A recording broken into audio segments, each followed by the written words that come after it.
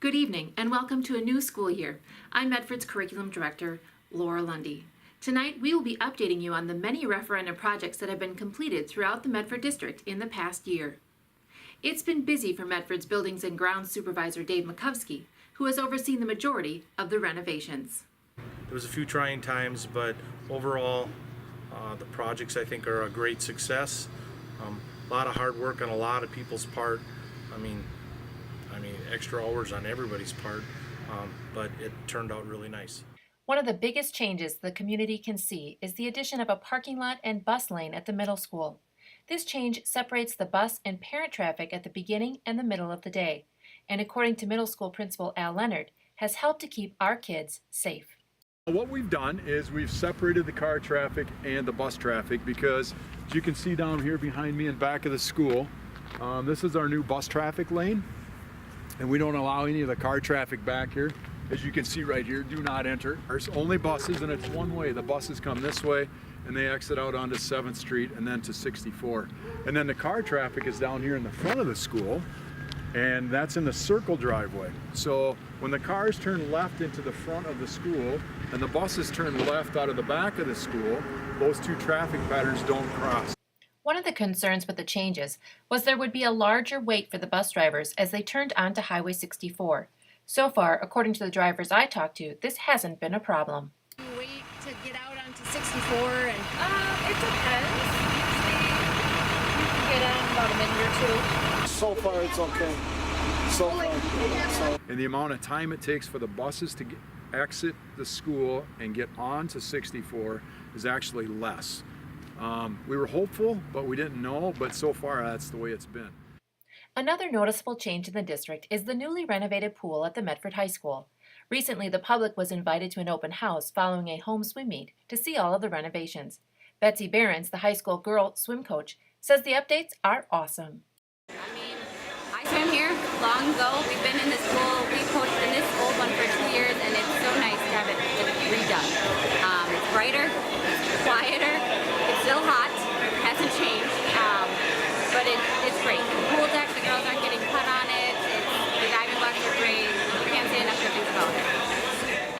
Swim mom Angie Applebeck says the pool updates have improved the safety and comfort of the swimmers and the spectators. Well, the pool looks great. The girls are very excited. They had to deal with a lot of different things, and before the pool was throwing a lot of crazy chemicals. The girls really stunk of chlorine after their practices. We're not seeing that at all. So, like, the stuff that people really don't see, it really has made a huge difference, I think, with the health of the swimmers. If you've been to the Medford football game lately, you would have seen the new bleachers. According to Makowski, these bleachers are a little different than the old ones. And that was kind of the big controversy is at first we looked at it and we talked about 1,200 seats, and we didn't want to do that. We didn't want to go with less seating, so we went to 1,500, which added some length to the bleachers. Some projects are not as noticeable as others, such as the new ventilation units that were replaced in many classrooms throughout the district. On the outside, the units may look the same, but the inside mechanics have all been changed. Makowski says these new units are easier to control than the old ones. This is actually showing the digital end of the HVAC controls. Before, we didn't have a point for each classroom, each unit ventilator. Each classroom, each space has its own unit ventilator. Before, things were controlled pneumatically, which I would have to do a group of them at once. Now I actually have individual controls for each space, so I can actually pull up, and we have 99 adjusting points in each classroom. But with the new unit ventilators, they have DC motors in them rather than before they had pneumatic controls which leaked. The dampers were open. You didn't have a lot of control with them. Now we have a lot more control with them, and we can control them a lot more with the digital controls. According to Medford Superintendent Pat Sullivan, this journey has ended well, but as with any large endeavors, there have been some bumps along the way. When we went out for bids, we did not, in a lot of categories, get a lot of bids. Plumbing, electrical, the overall company that comes in and does the pool work.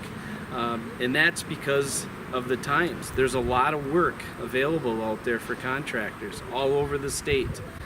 While this was a big dollar for us in the grand scheme of things, it wasn't a big project. So a lot of these contractors were more interested in other projects around the state. So that was a bit of a downer. But I think with Dennis Atari and Dave McCuskey, Dennis being our general contractor and Dave is our building and ground supervisor, they did a great job doing what they could with the contractors that were interested, and just coordinating all of the things that go into big projects like that. So it's been a journey, but in the end, I think you'd be hard pressed to look at what's finished and not be happy with it. Although most of the work is completed, there are a few items that still need to be done. Well, what's next is our football field project. The All Sports Booster Club is still out trying to raise money to enhance that project. The referendum will cover resurfacing the track, it will cover 2 new lights, and it already has the bleachers and the press box in. What they're trying to do is make that field big enough to play soccer on the inside. We'll either play soccer on grass or we'll play soccer on artificial turf. That remains to be seen. We'll continue to help the All Sports Booster Club go out and raise money to see which one of those, to see how that project will end. But we will start that this spring. So, really around Christmas time, we're going to start filling the permits out with the state. So we'll be ready to go as soon as track is over. We'll be ready to go to get that done in time for the fall. The saying goes that it takes a community to raise a child. This is also true when it comes to running and completing a referendum. According to Sullivan, many people need to be thanked and appreciated for their vision and hard work, including the community.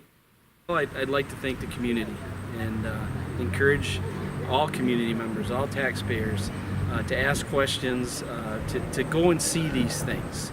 But in the end, we really do appreciate the support, and we continue to look forward to projects in the future and the support of the community with those as well.